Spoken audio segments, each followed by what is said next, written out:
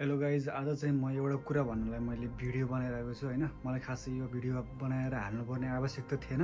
त्यही पनि मैले यो चाहिँ खास केको बारेमा भन्दाखेरि चाहिँ यो मैले एउटा मुभी हेरेको थिएँ होइन, हिजो अस्ति मात्रै। अनि त्यो मुभीको नाम चाहिँ स्ट्रेन्जर थिङ्स हो होइन।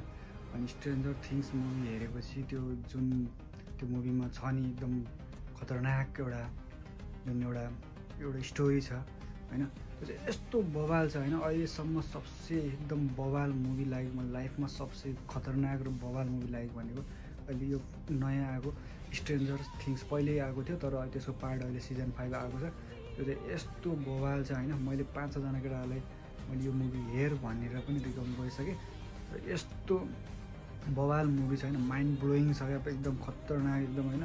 अहिलेसम्म योभन्दा अगाडि खासमा मलाई मन परेको भने अवतार थियो, अनि अवतार पछि चाहिँ यो छ क्या। तर यो मुभी चाहिँ एक्चुअली नबिर्सिकन नछुट्याइकन होइन, नेटफ्लिक्समा छ स्ट्रेन्जर थिङ्स भन्ने मुभी, हामीहरू सर्च गर्नु होला होइन। मैले 4जना केटाहरूलाई भनिसकेँ यस्तरी हेरिरहेको छ कि केटाहरूले होइन। एउटा साथीले झन् के गर्छ भने चाहिँ कामै नगएर ऊ छुट्टी राखेर पुरा लगातार मुभी हेरेर 2 दिनमै भ्याइदिएछ क्या। त्यस्तो एकदम साइको हुने मुभी छ क्या, त्यस्तो बवाल मुभी छ होइन। यदि तपाईँसँग टाइम छ भने एकदिन मिलाएर हेर्नुहुन्छ नि, अरू फिल्महरू हेर्नुभन्दा त्यो मुभी हेर्नु, यस्तो बवाल लाग्छ होइन। अनि तपाईँले त्यो मुभी हेरिसकेपछि अनि मलाई कमेन्ट गर्नु होला क्या कस्तो लाग्यो भनेर है त। प्लिज त्यो वाच गर्नु त्यो मुभी चाहिँ। सो त्यही भन्न आएको, त्यही हो गाइज है त। So by by.